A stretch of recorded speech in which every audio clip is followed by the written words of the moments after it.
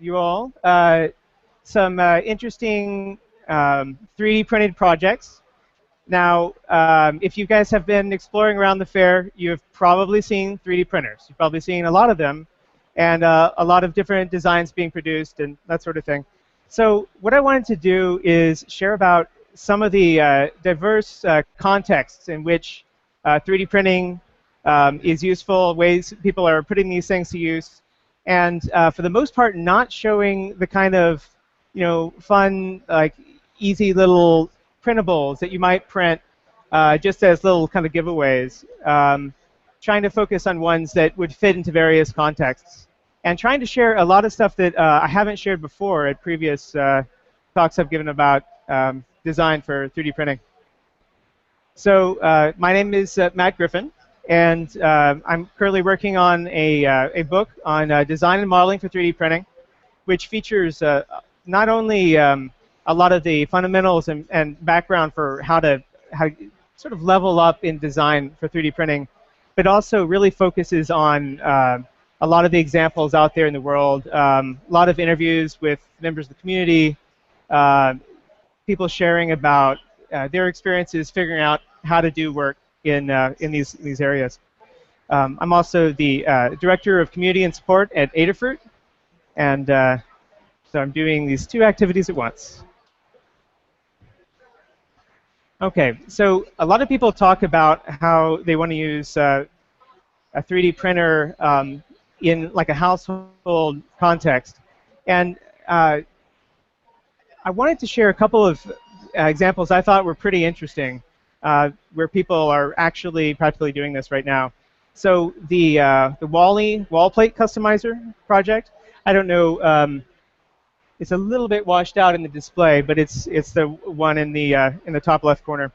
So one of the things that you can print pretty easily on a 3D printer, desktop 3D printer, are flat plates. And so it was a pretty clever idea to build a customizer so that you can take the wall socket covers and make ones that are precisely suited to your individual needs. So there's a tool you can go and visit and select the kind of things you need in a particular place and build and print that plate. And that to go and find exact plate that you would need for your home for your specific purpose might take some effort. But this way you can select things precisely that you're looking for. The T-Rex shower head is just sort of a fun project. There are a lot of people messing around with the T-Rex head and putting it into all sorts of contexts. And so you have a standard way of attaching shower heads. So this person had fun uh, with taking the T-Rex and turning it into a shower head. There are a lot of uses for 3D printing in the garden, and in particular, making sort of just the kind of thing you need and in the quantity that you need. So these hooks are used by Alex English to make a trellis for gardening his backyard. Uh, you can replace knobs and handles and all sorts of pushes and pulls. And here's an example of a blender knob. Um, and, well, let's see. So one of the things that's exciting about having a desktop 3D printer um, and working with material like FDM style printing, where you're printing in plastic layer by layer, is that the material cost is not that much, so you can make specific things that you find handy. It also means that if you think about what you can make in combination for what's in your house, you can find combinations like this fun project to take a jam jar and turn it into a mug. Um, just printing the handle, just to give a sort of a second life to that particular jam jar.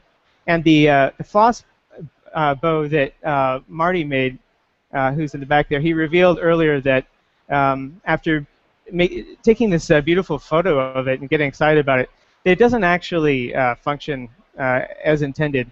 But he tried it, and he learned some things, and he could print it again and probably adjust it so that it can handle the kind of stress of flossing. And if you're going to have a bookend on your shelf, you might as well get some additional mileage out of it. So there are a huge number of designs that people have created and shared of bookends that have serve additional functions, whether they're including information like this one that is a sign saying these are the books I've already read, and there's a matching ones, books still to read. Seems like when you have the opportunity to make the thing that you need, you can choose what sort of tool you're using there on your bookshelf. And I just thought that the ball string latch for doors or cabinets was handy because it recreates a kind of a latch that you could easily grab off the shelf, but making it yourself, you can learn how it works and make one that's uniquely suited to the particular door that you have in mind. Anyway, I just wanted to share a couple of the different contexts that within the world of the home where people are using these things. I have some lists there, things like kitchen, living room, bookshelves, etc. I just read an interesting piece by Alex English where he was sharing all these gardening projects, and he found it very satisfying to be able to design just the things he needed specifically for his garden, and it gave him sort of an additional sense of involvement with his yard as he spent time doing his favorite two pastimes at the same time. So the world of 3D printing and food is one that's getting more and more attention right now, and there have been a number of really interesting projects here, but this area is still sort of finding its feet. One of the best uses for a 3D printer, if you're working with food, is to use it for mold making processes. So you can just about any 3D printed solution, you can print out a positive. Well, you can then make a food-safe silicone mold of that, and use it to produce things like these wedding chocolates in the top left corner that were taken from scan data. There are a number of interesting projects. The Sugar Lab has been working with printing in very fine-grained sugar to produce all sorts of objects, and they are now part of 3D Systems and have been doing projects on the new Chef Jet. And so they're printing in these objects that initially are these sort of plain white sugar objects. And they've been experimenting with taking a second pass and doing things like applying colors and images and that kind of thing. So you can make not only the shape, but use it as a matrix to put your the images you have in mind on it. Uh, the talk just before mine was talking about a whole bunch of interesting projects in space. Well, there's a lot of interest combining 3D printing of food and space, because that's a context in which you you need to have the food preparation elements preserved for very long periods of time. So they have to be isolated in safe ways and then recombined. And the thing is that a lot of the cuisine available in space is very limited, and astronauts have always complained about this, and it can sort of drive them a little bit batty up there because they don't really have the kind of options and the places to mix things together to give you an experience of cooking, which is a very helpless sort of feeling. Can you guys hear, or is it okay? That's very exciting over there too, I'm sure. So one of the nice things about the experiments in 3D printing and food is taking advantage of types of 3D printers that are, for the most part, extruding pastes. They're pushing pastes out, anything that could be sort of a paste substance. So they've found ways to kind of split up the raw elements and give the astronaut a little bit more control over recombining them there, so that they feel like they're having an experience like cooking. They're getting to have this amount of this and this amount of that, so that they don't feel so helpless. And so these experiments have currently have only been experiments on the ground, seeing what might be possible. But they're starting to sort of push new directions for how you can work with the constituent elements and how you can separate materials so that they work well for sort of recombining them later. While the first really interesting 3D printing and food project that was getting a lot of attention was use of a rep wrap to print pizzas, because it turns out a pizza is something you could definitely print with a 3D printer, because you can print the breaded area, you can print the sauce, and you can print, put the things on top of it that you'd want. So it was a promising area where all the elements could be isolated and stored and shipped, for very long periods of time. But you could then make something and cook it right there on the platform. So additional research taking it further and trying to find ways to get more nutrition in there has been looking at a lot of different other sources, including other sources for protein, such as grubs and all kinds of things that you might not initially think sound very appealing, but offer the opportunity of providing really high, really good matches for your nutritional needs in elements that can be recombined from separate sources. So while the space projects are looking at how you can take these elements and preserve them for long periods of time and then recombine them, there's the Foodini project from Natural Machines. It has kind of the opposite goal. They have a 3D printer that you're encouraged to take fresh ingredients and combine them right there immediately, and you create projects to print food, but it's using those the very fresh ingredients to create the objects. So you have an opportunity to kind of have another aesthetic experience of the food that is in your environment, and ways to actually work with food that's different than traditional cooking. So it's sort of the opposite effect. And speaking of taking substances and sort of squirting it out, I hope that you guys have seen the booth right behind you. The Pancake Bot is a very cool use of this exact sort of principle. It's an automated machine for printing images and objects out of pancake batter right onto a griddle. It's a really neat project, and should check it out. So you can make cookie cutters that can in very specific shapes, any shape you can come up with. And you can also take it even further, and the rollers that are in the bottom right corner, it's probably hard to see from where you guys are. Um, so the artist George Hart made these elaborate patterns into rollers that you can then roll out, and it will produce very elaborate patterns, and you can cook cookies from those.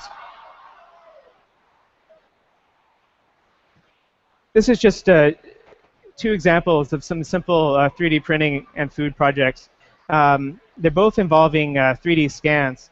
So the bottom one was how those the chocolate wedding gifts from the previous page were created, printing the sort of the mustard yellow 3D scan print, and then making a mold around it using food grade food safe silicone mold, and then producing we experimented with a whole bunch of different types of chocolates and surface treatments, including the sprinkles in like the silvered sprinkles to the far right. We then took a different scan and took some modeling clay and did some more work with it. This was some clay that we had handy that we were using to kind of hold the mold together and to fill in sort of negative areas. So Kate Sullivan, who is the cake designer who I was working with, who's created these pieces, she made some ears on this portrait of her son, and we made another mold of that, and made little chocolate Easter bunnies of him.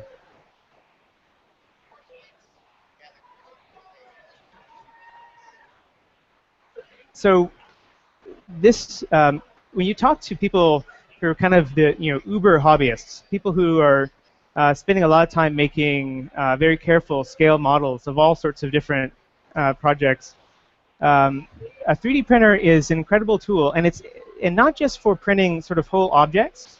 One of the main uses that I've been seeing over and over are people making just the parts they need.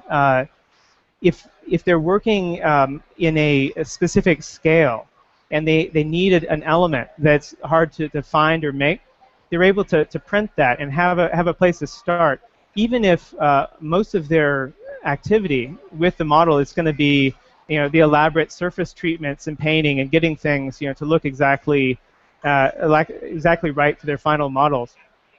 It's in the very top right corner is this extraordinarily elaborate train.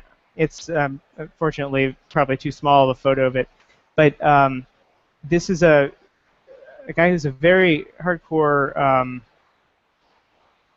model train hobbyist who spent a long time working with actual photos of this very long train, this specific type of train piece, and slowly built it up, 3D printing all the parts and adding them together. I mean, there are many parts sort of separate here, slowly getting sort of worked together.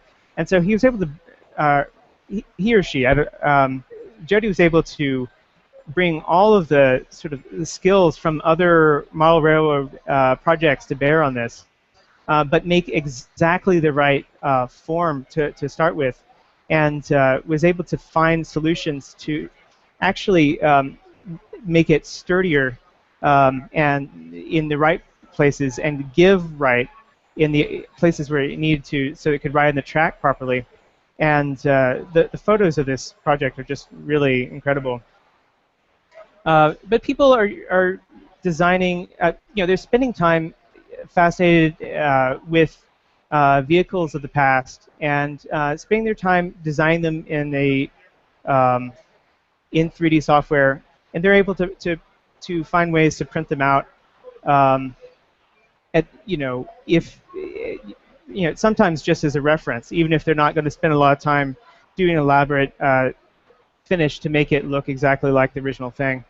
But you don't have to necessarily spend all the endless time, what appeared to be months of work on that train project to get a pretty good look. You can also spend some time with a vinyl cutter and creating stickers and decals and that sort of thing to dress up a 3D printed model to give it the kind of final finish that you're looking for.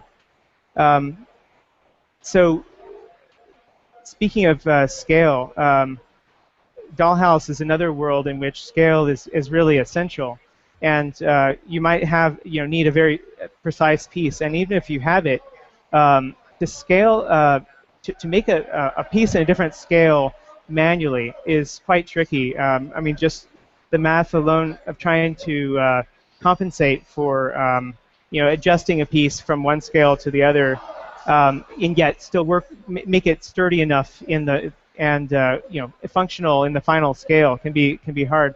But when you design this with 3D printing in mind, you can plan ahead so that you can thicken and adjust the parts if you need to scale it. But like the lounge in the middle of the bottom section by Pretty Small Things is a really interesting project because it they printed one piece and they accomplished it accomplishes some things that seem very tricky for a 3D printer. But Casey had spent a long time printing it and testing it and finding what would be the right way to produce a model at that scale. So it's a sort of a tested piece that you can then produce. And the sofa there is from a project from Team USA on Thingiverse called the Metaverse project, where they are recreating to scale a whole bunch of classic furniture from the Madman universe.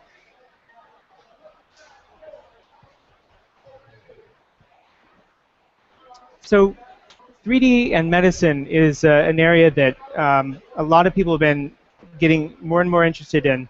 There's a lot of research and there's a lot of news coming out of this area, even though a lot of the things that are discovered are pretty far from, they're still sort of research findings, they're pretty far from being put into practice.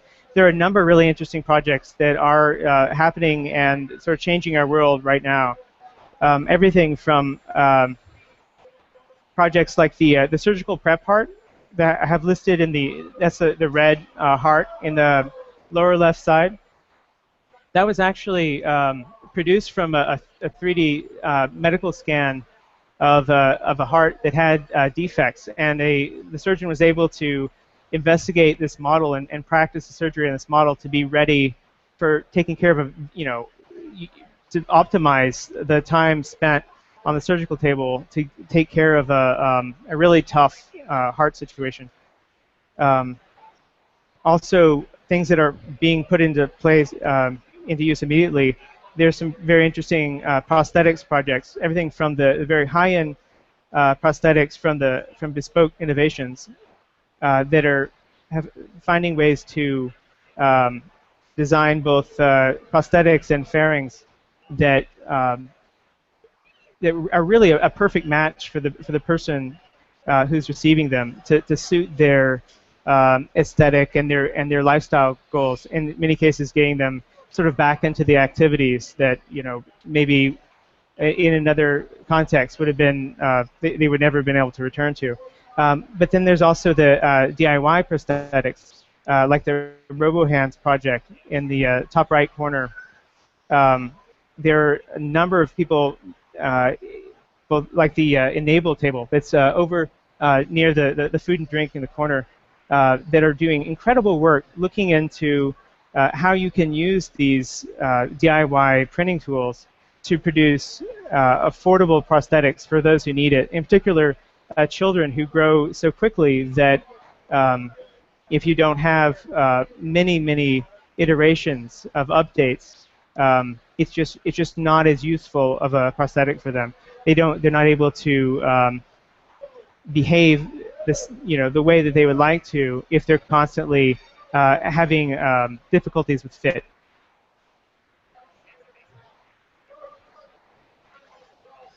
I'm going to kind of head through and share some of these last areas a little bit more quickly.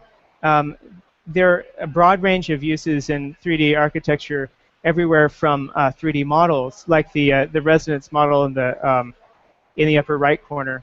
And there's also attempts to make full-scale dwellings.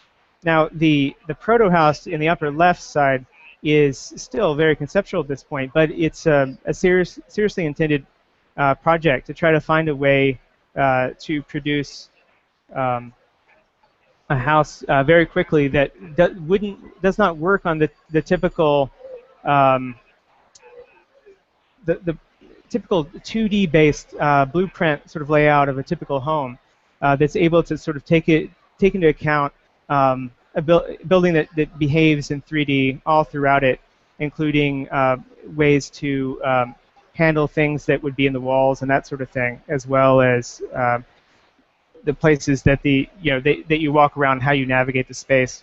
There's the 3D printed canal house, which is a project still ongoing in the Netherlands that is an attempt to throw up a facade, a building scale facade, and they've been making a lot of progress with it. I suggest following that project.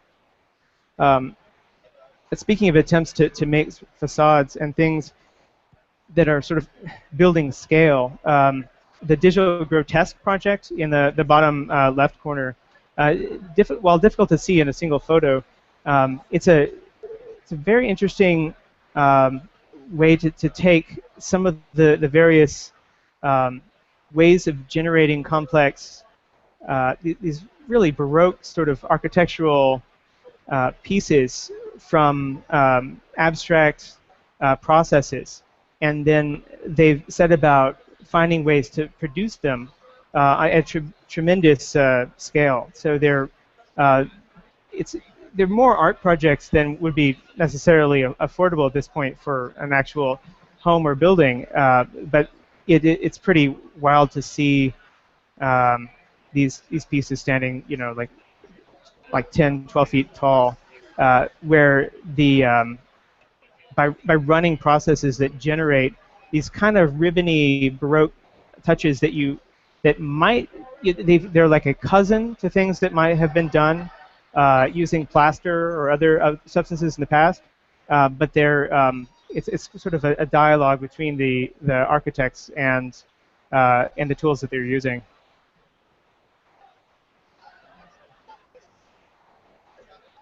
There are a number of artists who have been pushing 3D printing to really far from the very beginning. Artists have actually been involved with 3D printing from its very earliest days, trying things, finding ways to produce things either that would be difficult to produce a different way, or in some cases would be impossible to produce another way.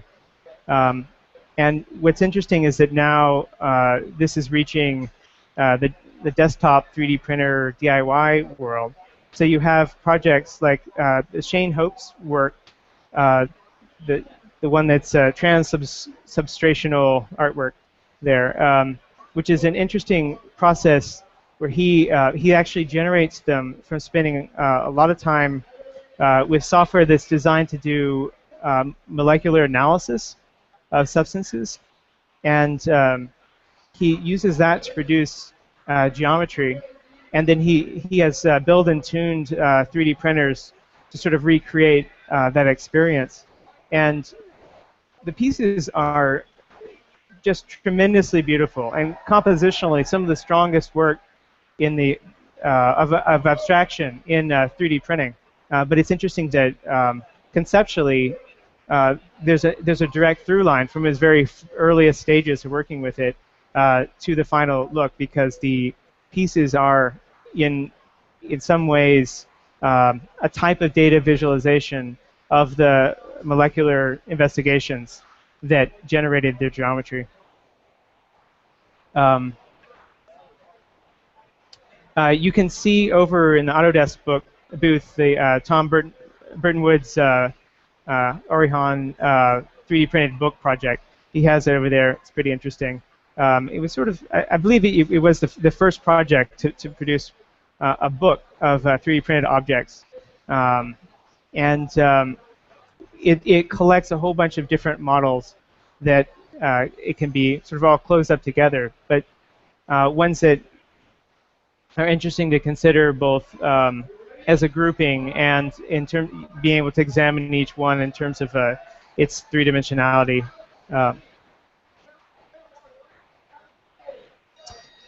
And one of the most classic design tasks in general is one that's been really embraced by 3D design for 3D printing, is making lamps. And a couple of my favorite lamp projects are here, like that deer project, where it you know it's as it's built to cool.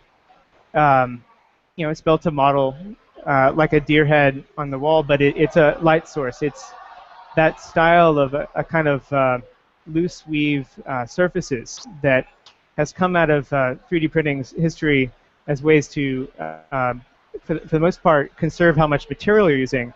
Also makes a really interesting diffuser for putting a light source inside of it.